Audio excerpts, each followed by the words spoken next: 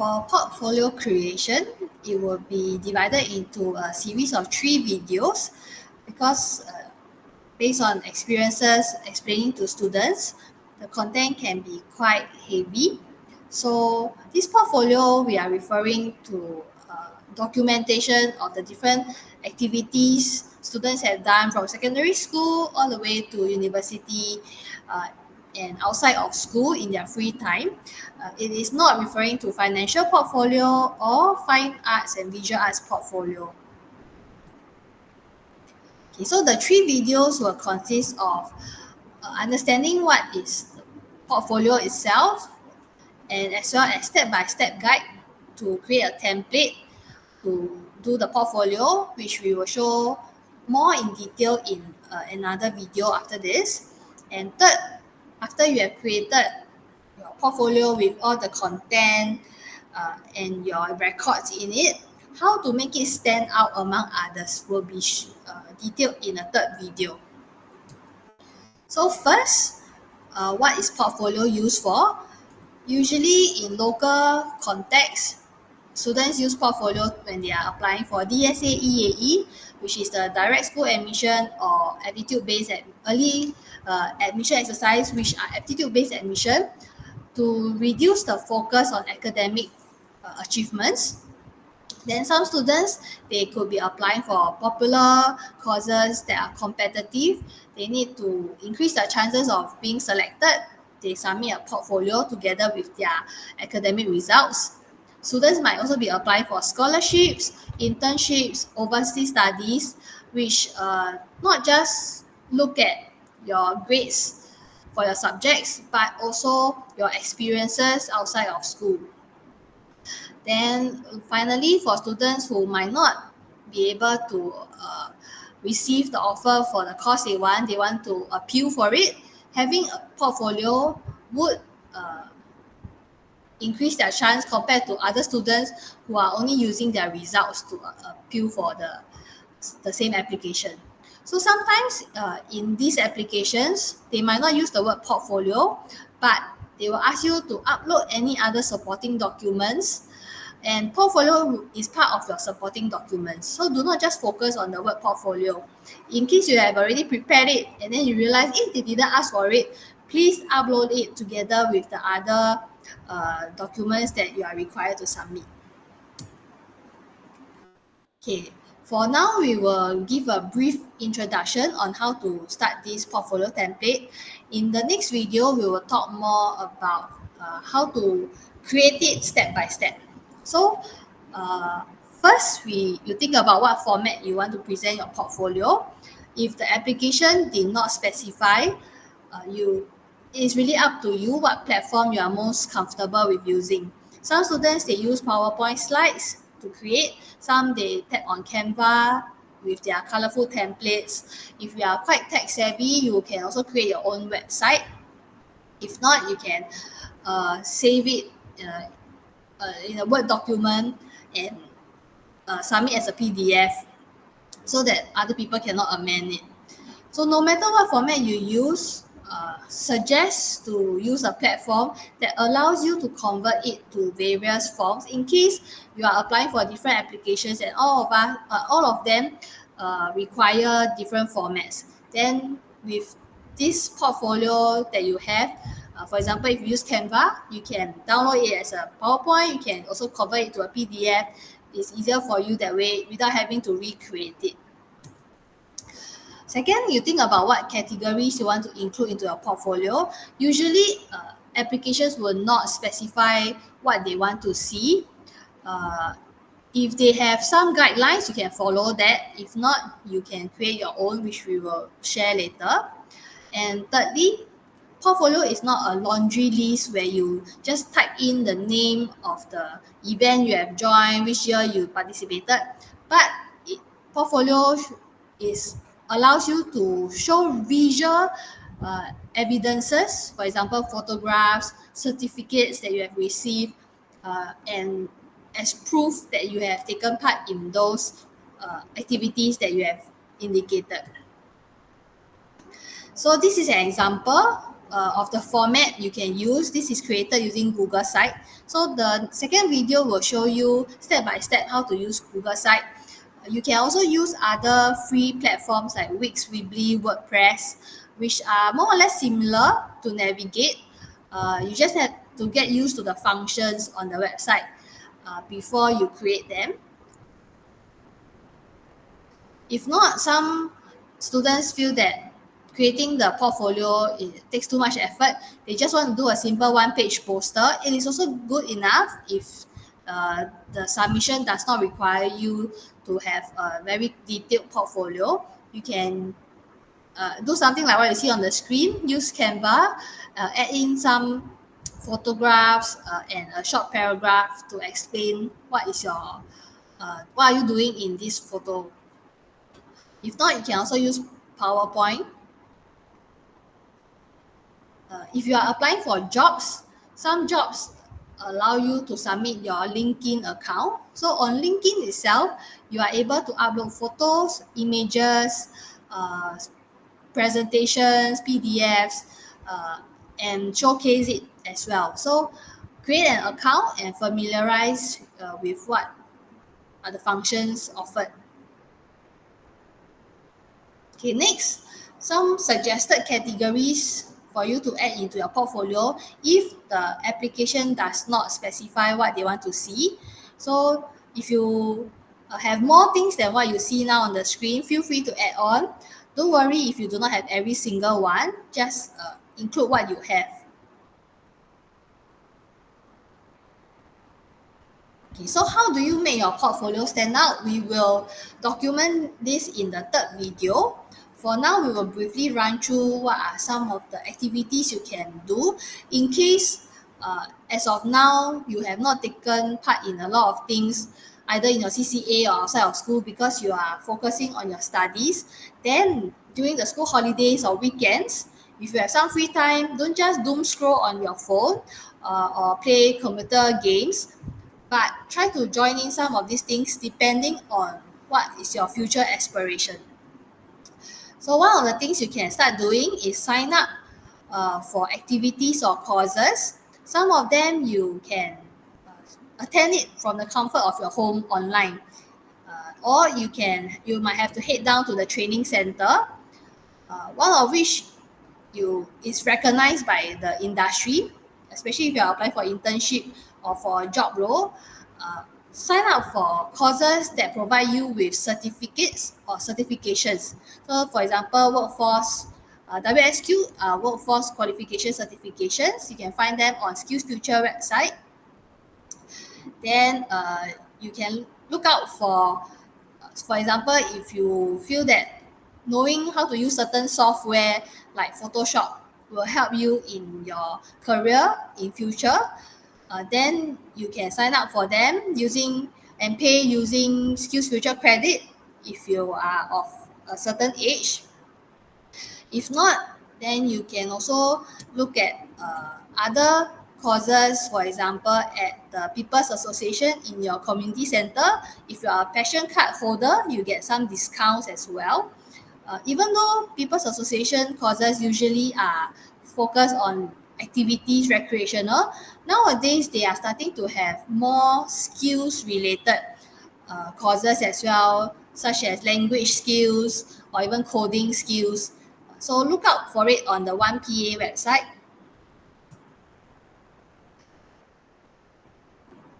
Then if you are interested in healthcare, you can also pick up life-saving skills, take up CPR or AED courses if you are not in a CCA that offers this.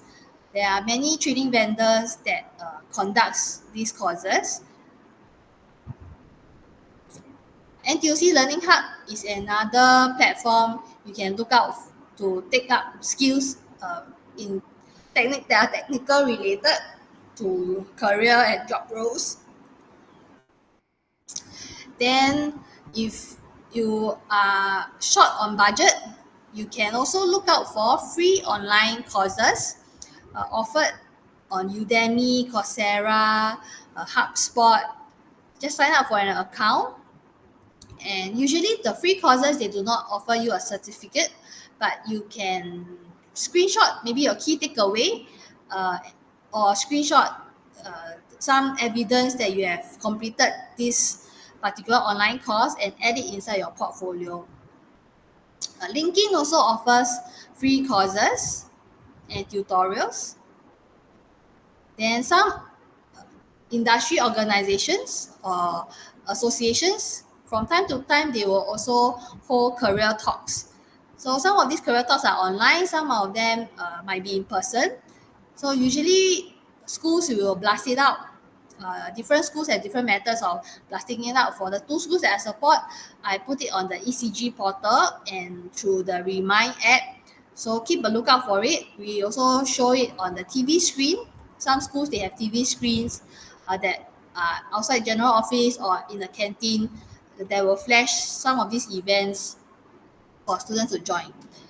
National Youth Council, they also created a series of a day in my life videos where they interview professionals to ask them what do they do at work from day to day, what are some misconceptions. So if you take a look at all these videos that interview real life professionals by a recognized agency, you can also include this into your portfolio. Portfolio doesn't have to be things that you physically taken part, but if it contributes to your knowledge of a particular industry or a course, you can also add this into your portfolio. If there is a well-known personality or celebrity that you follow, and you read their biographies or you watch their interviews, you can also include your key takeaways into your portfolio. Some of them might have inspired you to want to do a certain job or enter a certain profession. National Youth Council, they often hold community programs and to develop leadership skills in students. So if you reach the age requirement, you can also take part. Keep a lookout on their website. So what are the benefits of joining these courses? You learn something new beyond your academic subjects. If you attend the class in person, you might also make new friends, build up your network, and discover some of the things that you like or you don't like. And through the process of elimination, you can also narrow down what are the occupations suitable for you. Okay, next, especially if you are interested to work with people in future, talking to clients, patients, customers, then it is good to build up your social skills through volunteering. Volunteering is not just about helping less fortunate, but you can also pick up skills along the way. One of the portal you can tap on is volunteer.gov.sg.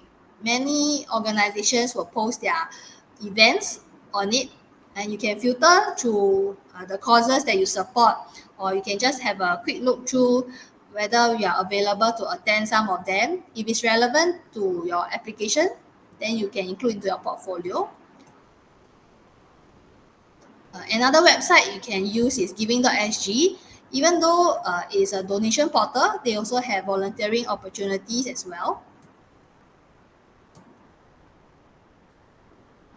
Then third, SG Cares is another platform you can use if you are unable to find what you want on the previous two.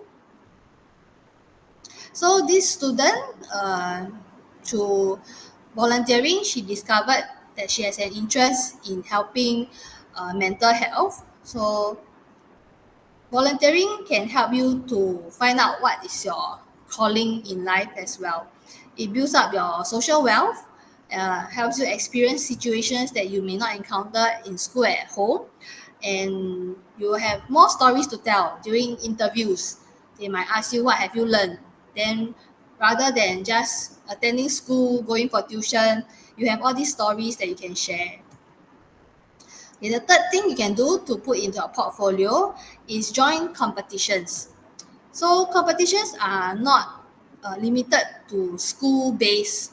You can also go for your own competitions. For example, if you want to build up your writing skills, or if you're already very strong in writing, you can join international writing competitions or the ones that are local. Try to avoid competitions that require you to pay some fee. unless the fee is not too much and you do not mind. Otherwise, there are many free competitions available for you to take part. Then there are also science Olympiads that you can join through the Science Center or through international organizations. You can just do a quick search online. NUS sometimes will have competitions for science as well. And this is an international climate science Olympiad. Some of them might require you to sign up through your school. You can check with your school whether they are able to do that. If not, then you look for other competitions. And these are art related competitions that are open to international applicants. Active SG, if you are interested in sports, you can also join them.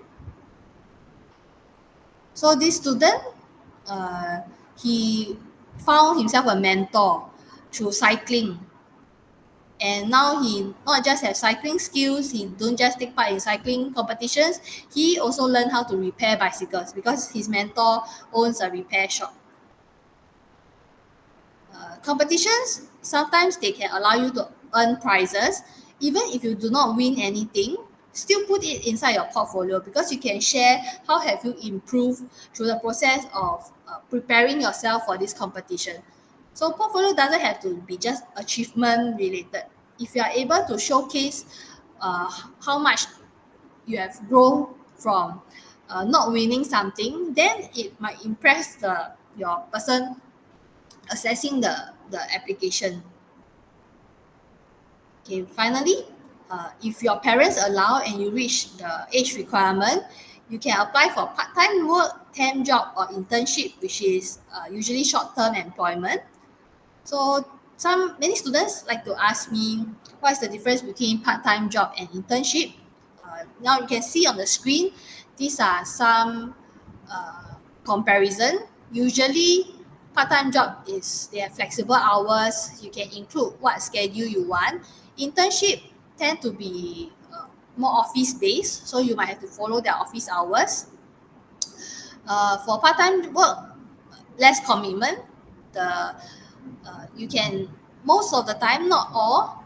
You might be able to give maybe 1 or 2 weeks notice if you are unable to continue working. Internship is usually a fixed period of time. You might have to sign a contract, and if you terminate your contract before that, there might be a penalty. For part-time work, the environment you work in might be a little bit rough because there are other full-time or older adult who are part-timers as well. It is not meant to be a nurturing environment, unlike internship, where usually they partner with tertiary institutions to guide students and they have a proper mentor. Part-time work, you're kind of thrown there on your own. You have to learn how to be independent and handle difficult situations. But that is also an opportunity for you to grow. Okay, so the disadvantages of part-time job and internship. Part-time job might be harder to get a testimonial if you really need it for your application.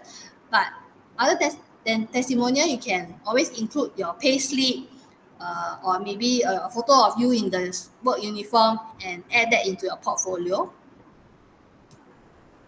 Okay, how or where can you find part-time work? One of the websites you can use is Fast Jobs.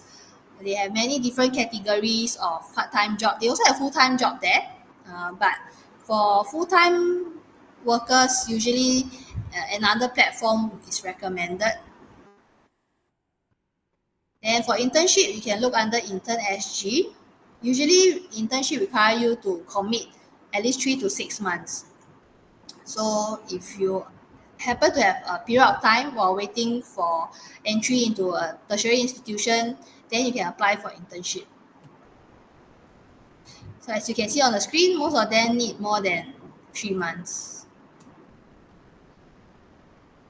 If you are still in school and you or your parents do not allow you to go for a real work experience, then you can also tap on platforms like the Forage for virtual internships. They work with companies such as JP Morgan, BCG, those well-known companies to offer virtual internship where they will give you tasks that you can complete in your own time. They will indicate for each role what's the expected hours that you have to spend doing it, and once you complete, they will give you a certificate to show to add inside your portfolio. Okay, so benefits of work experiences, you understand the BTS, behind the scenes of what it is really like in different industries. You can meet people from all walks of life, all ages. Again, you build up your social wealth and your network. And through part-time work, sometimes they give a part-time work will definitely pay you. Internship, sometimes there's a stipend or allowance. Through the process, again, the main point, besides building a portfolio, is to discover what you like and what you do not like. Okay, so this news article from the Business Times have shared that a lot of graduated students with no work experience, when they try to apply for their first job, they're kind of stuck because for many of the job postings, even though they say they accept fresh grads, somewhere along the requirements, they prefer those with work experience or related experience in the area. So without a real job, how do you get these experiences? That's where your part-time work, your internship comes in.